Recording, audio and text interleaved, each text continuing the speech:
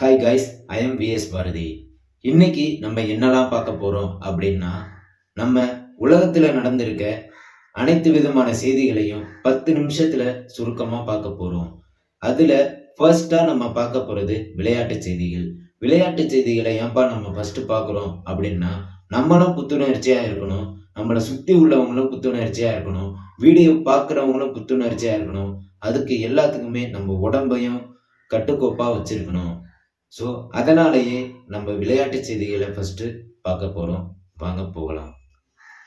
Harry புரூக்கின் அதிரடி சதத்தால இங்கிலாந்து அணி அரையிறுதிக்கு முன்னேற்றம் அடைந்திருக்காங்க. ரிங்கு சிங் பாதியிலேயே வலைப்பயிற்சியிலிருந்து போனதுனால இந்தியாவிற்கு மிகப்பெரிய பின்னடைவு அடைஞ்சிருக்கு அப்படின்ற மாதிரி பேசிட்டு இருக்காங்க. அடுத்ததா சேப்பாக்கத்துல இந்தியா இது எல்லாத்துக்குமே பதிலடி கொடுக்குமா அப்படின்ற கேள்வி எழுந்திருக்கு. அடுத்தது சினிமா. விஜய் தேவரகொண்டா, ராஷ்மிகா மந்தானா இவங்க 2 பேருக்கும் திருமணம் நடக்க இருக்கு. இது பற்றிய தகவல் சோசியல் மீடியாவில் பயங்கர வைரலா போயிட்டு இருக்கு. அடுத்ததா ஜனநாயகன் திரைப்படம். ஜனநாயகன் திரைப்படம் ஜூன் மாதம் தான் வெளியாகும் அப்படின்ற ஒரு செய்தி வெளியே வந்திருக்கு. அடுத்ததா உலக செய்திகள். உலக செய்திகளை பொறுத்தவரைய ரஷ்யா உக்ரைன் போர் ரொம்ப பயங்கரமா போயிட்டு இருக்கு. இதுல ரஷ்ய அதிபர் போர் ஒப்பந்தத்தை மீறாரு அப்படின்னு சொல்லி உக்ரைன் அதிபர் குற்றம் சாட்டி இருக்காரு. கிரீஸ் படகு விபத்துல மொத்தம் 14 பேர் உயிரிழந்திருக்கதா தகவல்கள் வெளியாயிருக்கு. அடுத்தது இத்தாலியில் வருகிற 26ஆம் தேதி விமான போக்குவரத்து பணியாளர்கள் வேலை நிறுத்தம் செய்யறாங்க. இதன் மூலம் 100க்கும் மேற்பட்ட விமானங்கள் தடை செய்யப்படலாம் அப்படின்ற ஒரு தகவல் வெளியாயிருக்கு. அடுத்தது உலக அளவுல வானிலை மற்றும் நிலநடுக்கங்கள் எங்கெங்கெல்லாம் ஏற்பட்டிருக்கு அப்படின்னு பார்க்க போறோம். உலக அளவில் தைவான் வடகிழக்கு பகுதிகளில் 5.6 அப்படின்ற ரிக்டர் அளவுகோல்ல நிலநடுக்கம் ஏற்பட்டிருக்கு. இது சற்று அதிகமான நிலநடுக்கம் அப்படின்னு அங்க பேசிக்கப்படுது.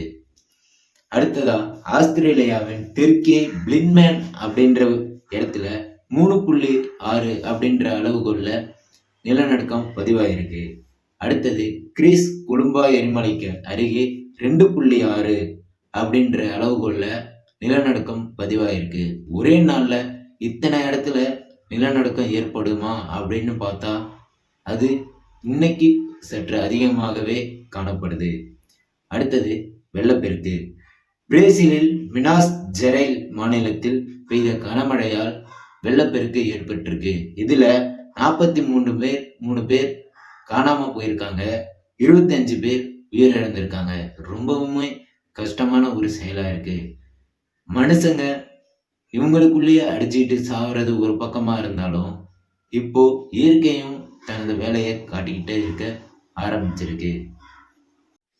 தமிழ்நாட்டை பொறுத்தவரைய வானிலை வெயில் 23 டிகிரி செல்சியஸ்ல இருந்து 28 டிகிரி செல்சியஸ் வரை இருக்கும் அப்படின்ற மாதிரி பேசப்படுது. மழைப்பொழிவு 15%க்கும் அதாவது 15%க்கும் அதிகமா இல்லாம குறைவான இடங்கள்ல மட்டுமே மழை பெய்யும் அப்படின்னு தகவல்கள் வெளியாயிருக்கு. அடுத்ததா சட்டமன்ற தேர்தல் மே மாதம் தொடங்கும் அப்படின்னு சொல்லி தேர்தல் ஆணையம் குறிப்பிட்டிருக்காங்க. இது சம்பந்தமா தேர்தல் ஆணையம் இன்னைக்கு சென்னை வருகை புரிஞ்சிருக்காங்க. அடுத்ததா தமிழ்நாட்டில் 3 மாவட்டத்திற்கு IAS அதிகாரிகள் மற்றும் ஆட்சியர்கள் மாற்றம் செய்யப்பட்டிருக்காங்க. அடுத்தது புறநகர் ரயில்கள் ரத்து செய்யறது காரணத்தினால மக்கள் கடுமையா அவதிக்கு உள்ளாயிருக்காங்க. இது சம்பந்தமா மக்கள் நீதி மையம் கண்டனம் தெரிவிச்சிருக்காங்க.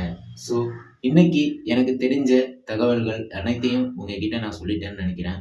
இன்னும் மீதமுள்ள பொழுதுகளில் என்னென்ன செய்திகள்லாம் வெளிவர இருக்கோ அதை எல்லாத்தையுமே அடுத்த வீடியோவில் நான் போஸ்ட் செய்ய தயாராக இருக்கேன்.